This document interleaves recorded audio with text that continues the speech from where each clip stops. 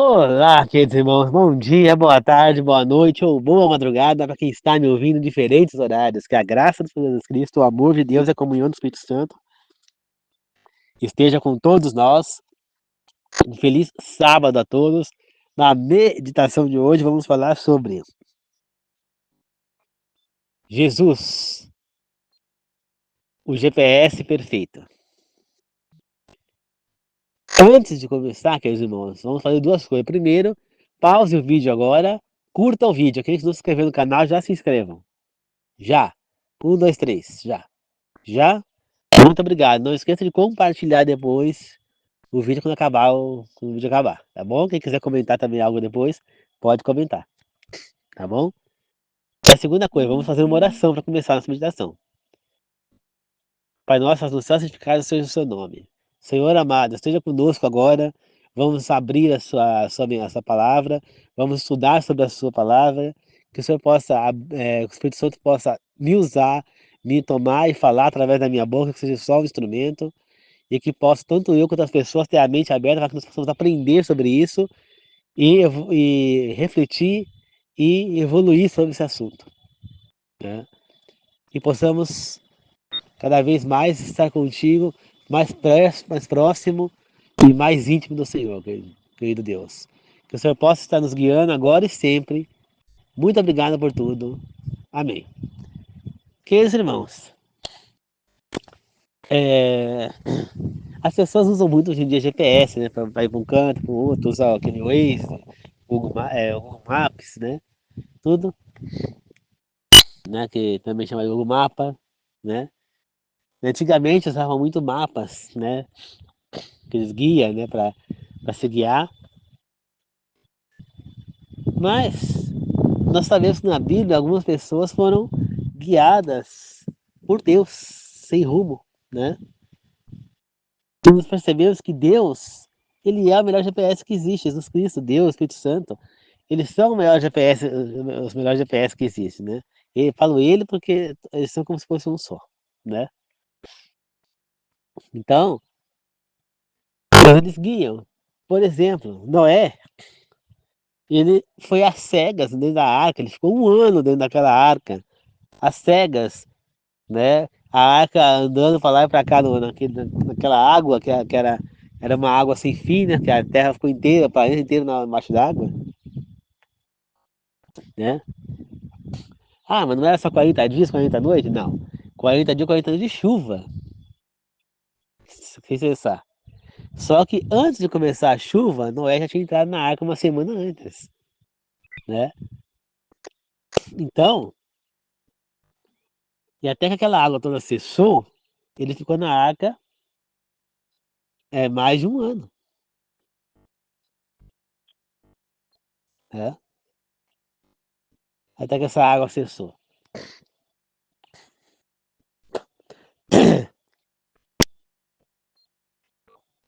Então, queridos irmãos, quando a gente pega e vê o quê? Que aquela água ficou ali é, tanto tempo, e não é dentro daquela arca, e a deriva, ele não tinha remo, não tinha timão, né? Que para quem não sabe, o timão é o volante, né? É o volante do barco. Não tinha volante, o barco não tinha arca, não tinha motor, não tinha nenhum tipo de remo, não tinha vela, não tinha nada, ele estava à deriva, somente confiando em Deus, né? Ele guiou Noé certinho até quando a água cessou e a arca parou na beira do penhasco, né? Uma outra curiosidade é que quando Noé entra na arca, quem fecha a porta é Deus. Então somente ele poderia abrir a porta. Então ele ficou o tempo inteiro lá, Noé, dentro da arca, né? Entendeu? Então, quer dizer, ele ficou lá. Outro que saiu às cegas foi Abraão. Abraão morava com o pai dele era rico, era um homem com muitas posses. E Deus disse: aparta do seu pai e siga no deserto. E ele foi embora no deserto, sem nada, sem saber para onde ia, às cegas, confiando que Deus iria guiá-lo. E Deus guiou até o fim da vida dele. O mesmo aconteceu com Isaac, né? Mas Isaac, ele já tinha noção, porque ele não saiu muito daquele pedaço ali, né? De um pedaço, poderia ir para outro, eu voltava para aquele, voltava para o outro, enfim. Mas Abraão não, ele foi sem destino. Depois você vai Moisés. Moisés também saiu sem destino, né? Confiando que Deus iria guiar naquele deserto. Ele não sabia para onde ele ia levar aquele povo enorme, que era a maior quantidade de grande areia da praia. Ele não sabia para onde ele ia guiar esse povo, mas ele confiou que Deus daria a direção. E Deus os guiou com uma nuvem durante o dia, no de corredor moinho, e à noite ela pegava fogo, a nuvem de fogo, para clarear a noite, né? Então, ele o guiou. Por quê? Esses homens confiaram em Deus, né? Davi fugiu às cegas de Saul sem saber para onde ele ia, confiando em Deus, e Deus o guiou para onde ele deveria ir,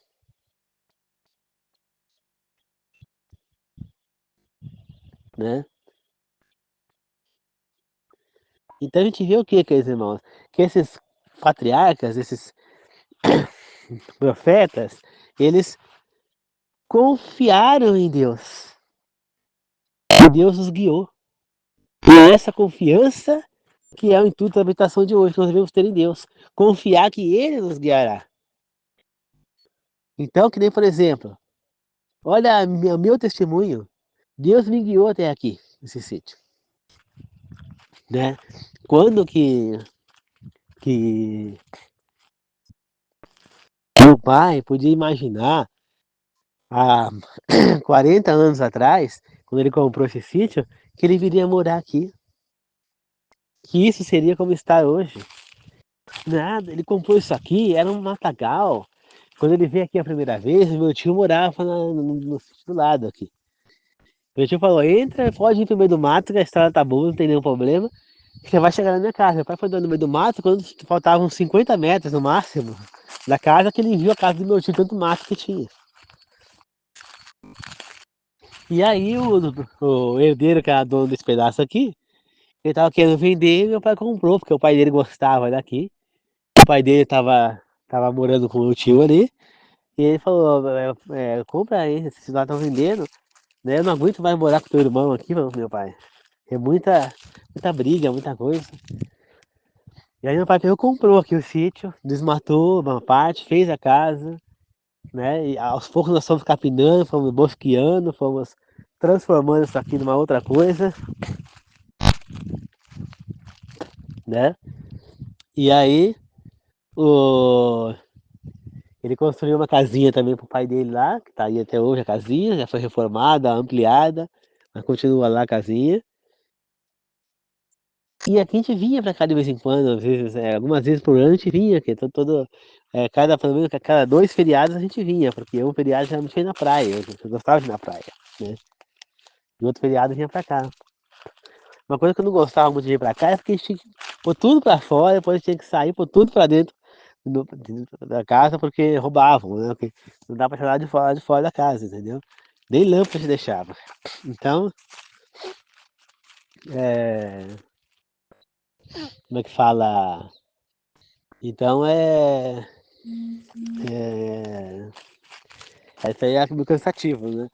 Porque a gente ficava às vezes mais de mês sem fim, chegava e tava todo sujo, tinha que lavar, tudo era uma canseira. Então, vim vai ficar 4 dias, primeiro dia era só pauleira, você curtiu o segundo, o terceiro você curtiu, no final do seu dia tem que começar a guardar as coisas para no quarto dia vir embora. Então você não curtia direito o lugar, né? É difícil, né? Quando vinha assim. Agora, quando vinha para ficar 5, 6 dias, aí sim era compensado, né? Uma semana. Mas quem diria que isso aqui seria o que é hoje, né? Você vê que já era Deus guiando a gente. Então você vê, ele construiu, mas era uma casa que não tinha telhado em cima, né? Chovia mais dentro do que fora, com o tempo que rachou a laje, chovia mais dentro do que fora. E aí, como é que fala? A televisão pegava um canal, era só Globo, Às vezes a Band, a Record nunca, uma vez por ano pegava a Record. O SBT pegava uma vez por mês, olha lá. Nossa, quando eu pegava era tão chuvisco que você praticamente só ouvia. Né? Não existia mais HD naquela época. A gente não tinha parabólica, então era o que tinha. Então a gente vinha pra cá, não tinha internet, não tinha nada. Então você vinha pra curtir o local mesmo. Não tinha essas coisas. Não tinha quase conforto, as cadeiras eram duras, o sofá era velho, duro, né? As camas eram velhas, tudo não tinha conforto nenhum, nada. Aos poucos nós fomos mudando isso. Primeiro eu comprei uma cama box, coloquei 2 travesseiros que eu gosto. A cama do meu pai também foi trocada, o colchão ainda é o mesmo, mas a cama foi trocada. Foi colocado uma cômoda nova, armário novo, geladeira nova, máquina de lavar nova, tanquinho novo, né? Isso novo quando comprou na época, né? Isso já há uns 8, 9 anos atrás. Então já tá bem velho, né?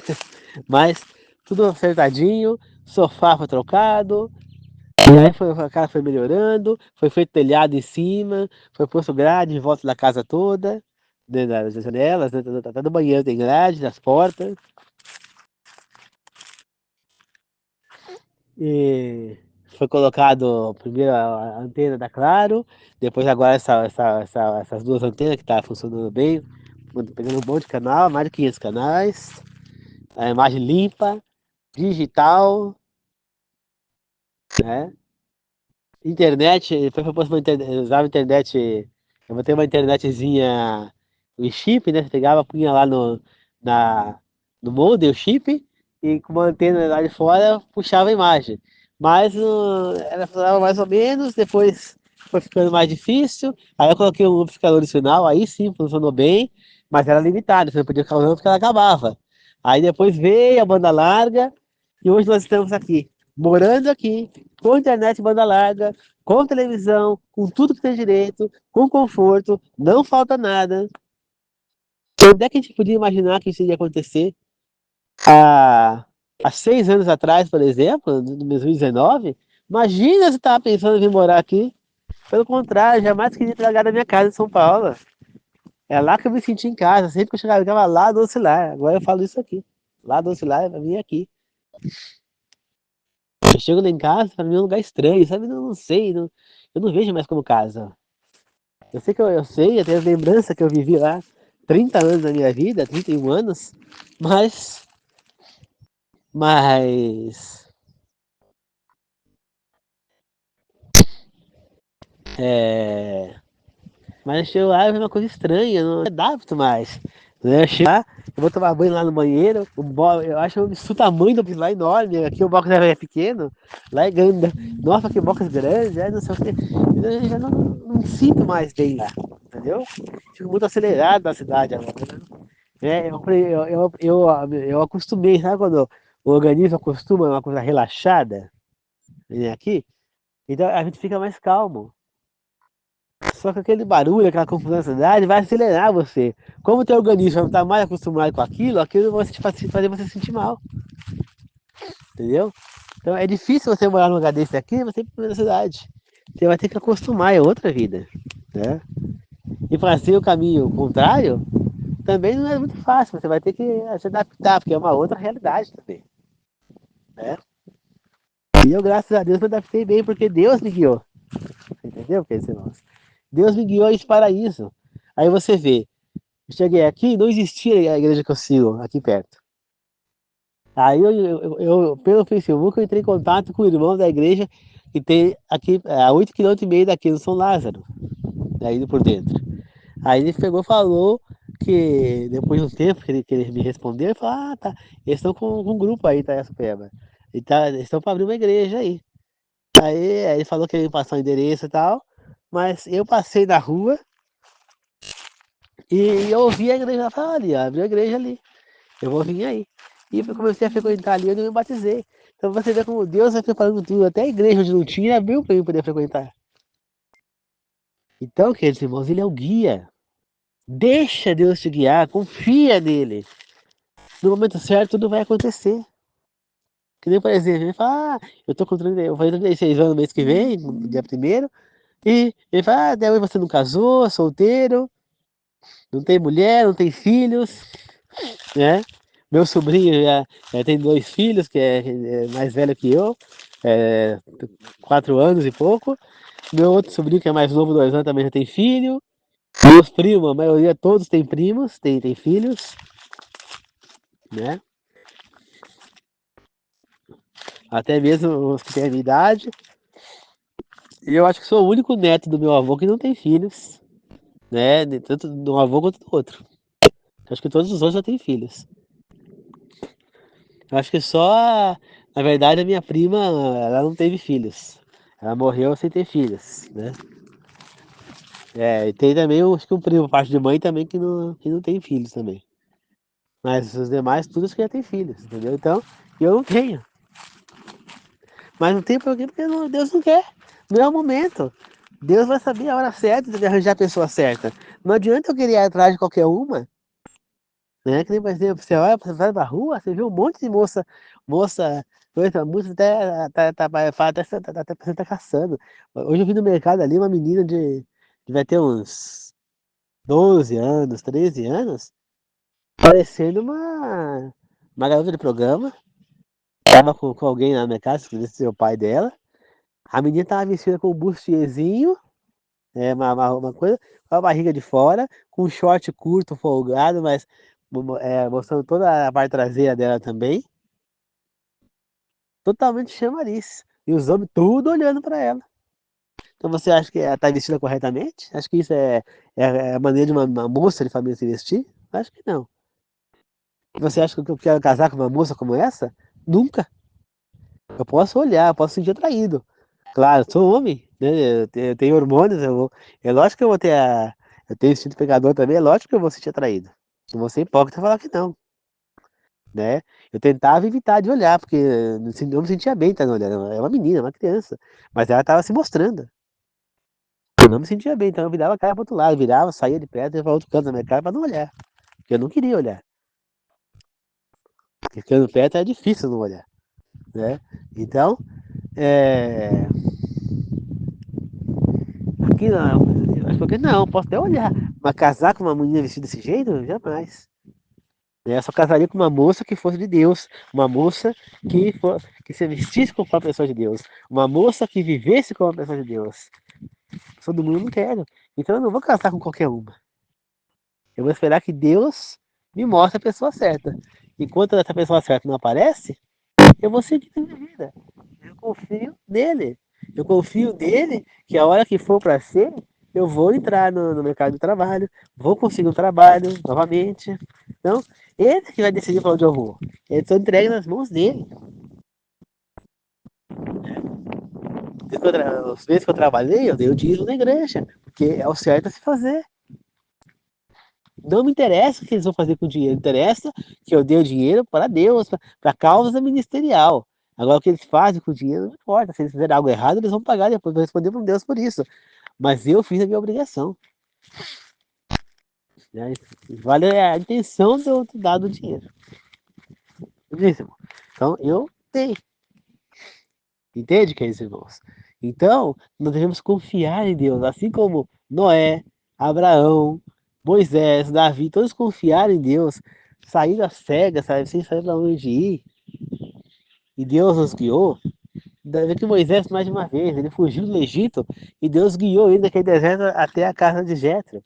Justamente um homem que era seguidor do Deus de Israel, né? E lá na cidade de Midian, né, onde morava Jetro com as suas filhas. E Moisés acaba casando com uma das filhas de Jetro, que era é, Zípora, né? E acaba casando com Zípora, entende?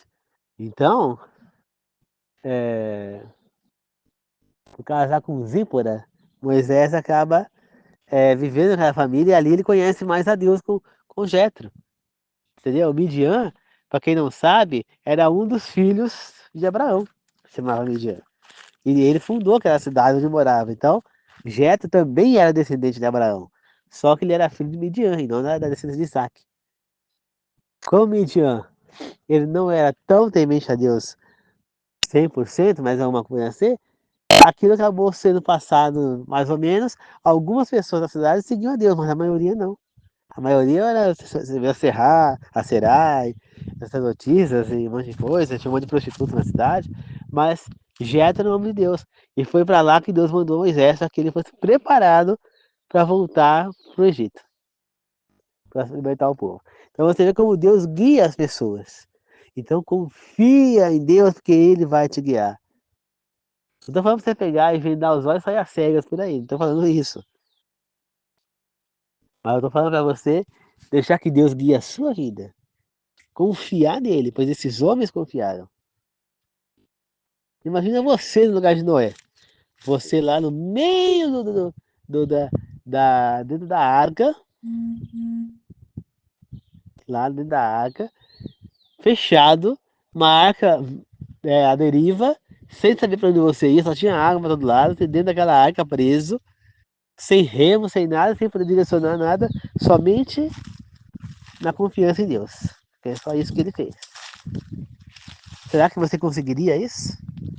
No lugar de Moisés, de Abraão, você abandonaria a riqueza da casa de teu pai e tua mãe para ir rumo ao deserto, a um lugar nada, sem destino, sem saber para onde ir? Saía do lugar que você já tinha certeza para uma que você não sabia para onde ir?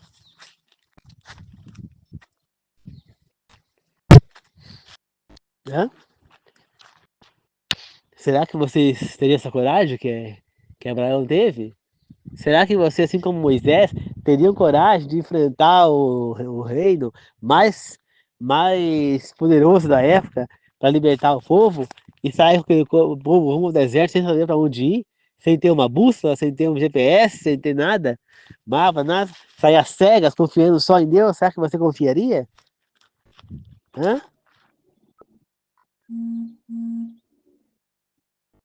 É o que nós temos que pensar. Eu, hoje em dia, eu posso dizer até que eu provavelmente confiaria sim em Deus. Agora, antigamente eu não confiaria. Mas hoje eu acho que eu confiaria. Eu acho que é até difícil de falar, porque tem que ser só vivendo na hora pra você saber a tua reação. Mas eu acho que eu confiaria em Deus hoje em dia, porque lendo o que eu li, assistindo as novelas que eu assisti, os feitos que Deus fez, eu não sei como aquele povo não confiava em Deus, né? O povo de Israel. Como que eles eram tão rebeldes? Depois de tudo que Deus fez por eles aí no Egito, abriu um mar vermelho e tudo mais, mesmo assim eles não confiaram. Você viu que Datã e Corá, o que eles falaram para Moisés lá, na beira do Mar Vermelho, eles estavam cercados no mar, viu os egípcios. Moisés, por que você tirou do Egito pra gente morrer aqui no deserto, já cadáver aqui, vai ter ficado lá. Aí Moisés subiu na pedra lá, Deus falou com ele, ele levantou a mão, e levantou o cajado com a mão, estendeu a mão, enquanto a mão levantou o cajado, e o Mar Vermelho se abriu. E o povo passou tudo lá. Então, quer dizer, depois de tudo que eles viram no Egito, todo o poder que Deus mostrou lá no Egito, que nem mesmo os dois magos lá, que o nome deles é citado no Novo Testamento, agora eu não vou lembrar o nome deles, mas eu vou ler daqui a pouco lá, vai estar o nome deles lá. É, nem mesmo eles conseguiram, tentaram lá, até conseguiram fazer a água virar sangue, lá na Vila dos Hebreus, mas não conseguiram fazer o resto da água voltar a ser água normal, você entendeu? Por quê? Porque o poder de Deus eles não tinham poder para reverter o poder que era de Deus, né? Eles conseguiram transformar a água em sangue porque Deus permitiu ali. Mas Deus não permitiu que eles transformassem a água de sangue em potássio. Entendeu? Em 2 Timóteo 3:1 a 9 diz assim, ó. Lembre-se disto, nos últimos dias haverá tempos difíceis, as pessoas serão egoístas, amantes do dinheiro, orgulhosas e arrogantes. Elas falarão mal de Deus, desobedecerão aos pais e serão ingratas e não se incomodarão com as coisas de Deus. Elas não terão amor pelos outros, não perdoarão a ninguém. Serão caluniadoras, não terão domínio próprio, serão cruéis inimigas do bem. Elas também serão traidoras, atrevidas, e estarão cheias de orgulho e amarão mais os prazeres do que a Deus. Elas farão de conta que são religiosas, mas rejeitarão o poder da religião. Afaste-se dessas pessoas. Eu digo isso porque entre elas se encontrarão aqueles que penetram nas casas e conseguem cativar mulheres que não têm qualquer controle sobre seus desejos. Essas mulheres estão cheias de pecados e são levadas por todo tipo de paixões. Elas estão sempre tentando aprender, mas nunca chegam ao conhecimento da verdade. Assim como Janes e Jambres se opuseram a Moisés também, esses homens se opõem à verdade. Eles são homens cujas mentes são corrompidas e que falharam ao tentar seguir a fé. Mas não irão muito longe, pois todos os perceberão que eles são os tolos, assim como aconteceu com Janes e Jambres. Então, Janes e Jambres são os dois magos que o faraó Ramsés II contratou para tentar desfazer o que o Deus de Israel tinha feito. Né? Eles conseguiram transformar água em sangue, mas não conseguiram transformar o sangue em água lá na outra parte. Né? Então, tentaram de tudo, mas eles não conseguiam fazer nada, porque o poder de Deus não era reversível. Né? Entendeu, que irmãos? Então, o que está falando aqui? Que nos tempos atuais, nós vamos é, sofrer, né? Que essas pessoas vão responder pai e mãe, que não vão respeitar, que vão fazer todas essas coisas. Isso é uma coisa, é, é uma coisa, como é que fala? É uma coisa que já está acontecendo, né? Isso aí foi escrito há muitos anos atrás, para o nosso tempo. Isso aqui, tudo que está sendo falado aí, se vocês relerem depois, 2 Timóteo 3, 1 a 9, vocês vão ver que tudo que eu falando ali já está acontecendo no dia de hoje. Então falta muito pouco para chegar à volta de Cristo. Entende, queridos irmãos?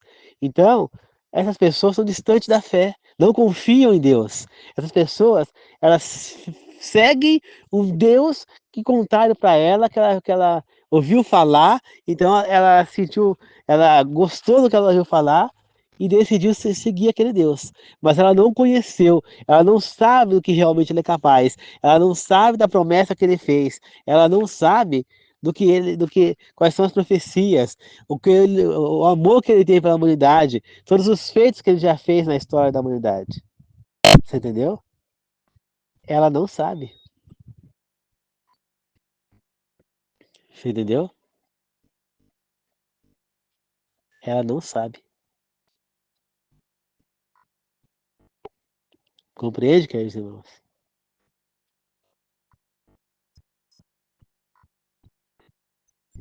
Ela não sabe.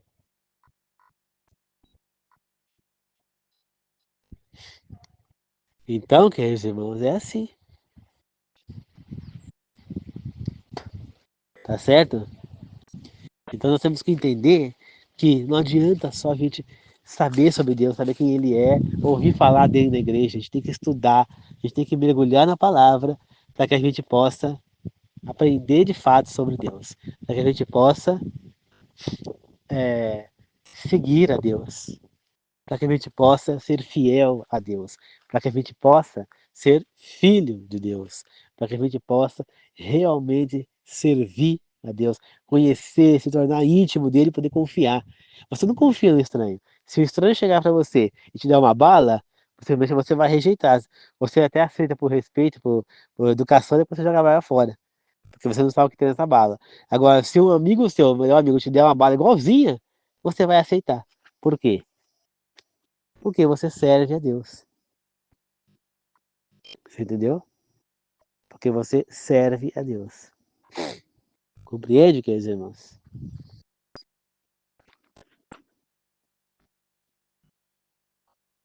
Então,